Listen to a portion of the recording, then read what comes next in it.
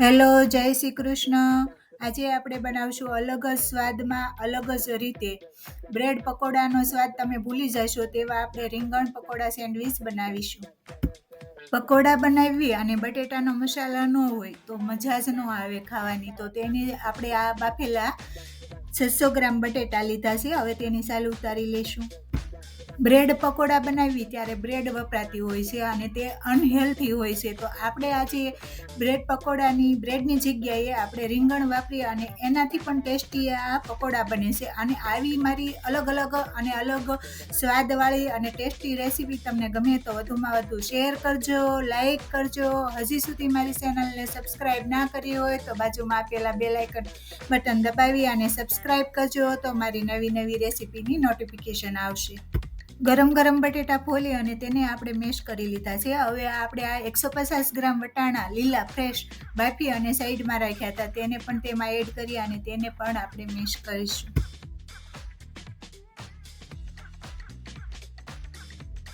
એક વાટકી ઝીણા કટ કરેલા કાંદા એડ કરીશું. 3 સ્પૂન તીખા લીલા મરચાં આપણે આ ક્રશ કરીને રાખેલા છે તે પણ એડ કરીશું. 2 સ્પૂન આદુની પેસ્ટ એડ કરીશું અને અડધી વાટકી ઝીણા કટ કરી અને લીલા ધાણા કોથમીર એડ કરીશું.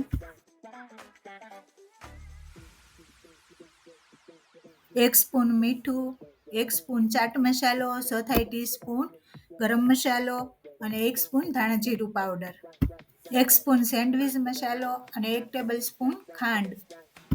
આ બધા મસાલા એડ કર્યા બાદ એક મોટી સાઈઝના લીંબુનો આપણે રસ કાઢી અને રેડી રાખ્યું છે તે પણ એડ કરી અને સારી રીતે મિક્સ કરી દઈશું. ઘણીવાર અમુક લોકોને એવું બનતું હોય છે કે બટાટામાં બધા મસાલા એડ કર્યા બાદ તેનો મસાલો ઢીલો થઈ જતો હોય છે, પણ આ ટ્રિક્સ અને ટીપ અપનાવશો તો લાસ્ટ સુધી તમારા પકોડા થઈ જાય ત્યાં સુધી મસાલો ઢીલો નહીં થાય. આ આપણે એક ટ્રિક્સ એવી અપનાવી છે કે બટેટા બાફ્યા પછી તરત જ કુકર ખોલી નાખવાનું છે અને તરત જ ફોલી અને મેશ કરી નાખવાના છે અને ગરમમાં જ બધા મસાલા એડ કરી દેવાના છે. આ ટ્રિપ્સ અપનાવવાથી મસાલો ઢીલો નથી થતો. 1 ટીસ્પૂન હળદર એડ કરી અને સારી રીતે મિક્સ કરી દીધી છે. આ મસાલો આપણો હવે રેડી થઈ ગયો છે. હવે આપણે ચણાના લોટનું બેટર બનાવીશું. 1.5 કપ 1.5 કપ ચણાનો લોટ લીધેલો છે. હવે તેમાં આપણે અડધી ચમચી મીઠું એડ કરીશું. 1 સ્પૂન ચીલી ફ્લેક્સ એડ કરીશું. 1 ટેબલ સ્પૂન ઝીણા કટ કરેલા લીલા ધાણા એડ કરીશું. 1/2 ટીસ્પૂન મરી પાવડર એડ કરીશું. 1/4 ટીસ્પૂન અજમા એડ કરીશું. એટલા લોટનું બેટર બનાવવા માટે આપણે 500 ml પાણીની જરૂર પડે છે. તો પહેલેથી જ આપણે થોડું પાણી એડ કરતા જઈશું અને બેટર રેડી કરશું. પહેલેથી બધું પાણી એડ કરી દેશો તો કોરી ગળી રહી જતી હોય છે અને એક સરખું બેટર બનતું નથી.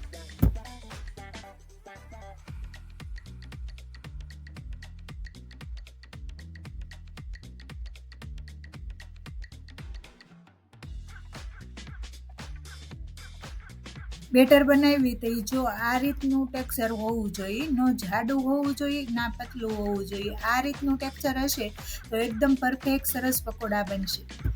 હવે આ બાજુ આપણે ગેસે તેલ ગરમ કરવા મૂકી દઈશું. હવે ચણાના લોટના બેટરમાં આપણે 2 ચપટી ખાવાના સોડા એડ કરીશું અને તેમાં અડધા લીંબુનો રસ ઉપરથી એડ કરી અને સોડાને સારી રીતે ફૂલાવી અને સારી રીતે મિક્સ કરી દઈશું.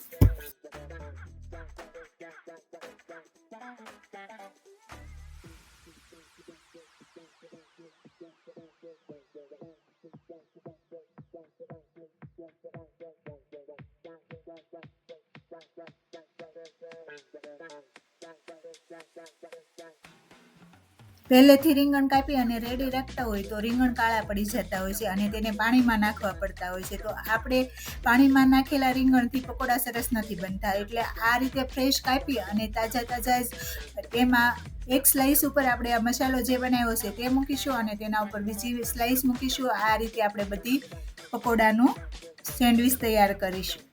હવે આ બાજુ આપણું તેલ પણ ગરમ થઈ ગયું છે અને હવે પકોડા ઉતારવાના છે અને આ બાજુ આપણે રીંગણનો મસાલો ભરી અને સેન્ડવીચ તૈયાર કરી છે. હવે તેને આપણે બેટરમાં ડીપ કરી અને પકોડા ગરમ ઉતારશું.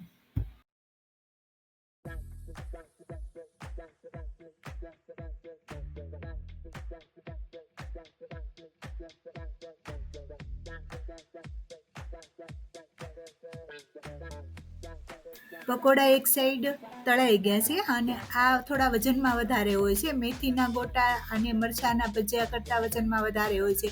તો આને ફેરવતી વખતે ખાસ ધ્યાન રાખવાનું છે, ગરમ તેલ ઉડે નહીં, તો તેને ધીમેથી આપણે ફેરવશું. જો આપણે આ મીડિયમ ગેસે તળ્યા હતા એટલે બદામી રંગના એકદમ સરસ પકોડા રેડી થઈ ગયા છે. અને આને હાઈ ફ્લેમ અને હાઈ ગેસે તળી અને ફટાફટ ઉતારી નથી લેવાના, રીંગણ અંદર કાચા રહી જાય છે. આને મીડિયમ ગેસ રાખી અને ધીમે ધીમે કૂક થવા દેવાના અને તળાઈ અને રીંગણ પણ અંદર પરફેક્ટ કૂક થઈ જશે.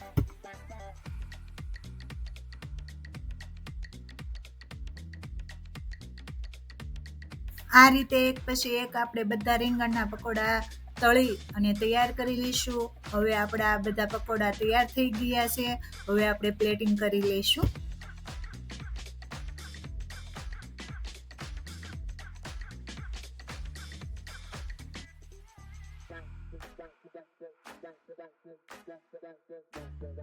હવે આ ગરમા ગરમ પકોડા ઉપર આપણે ચાટ મસાલો ભભરાવશું અને તેના ઉપર લીલા ધાણાથી સજાવશું.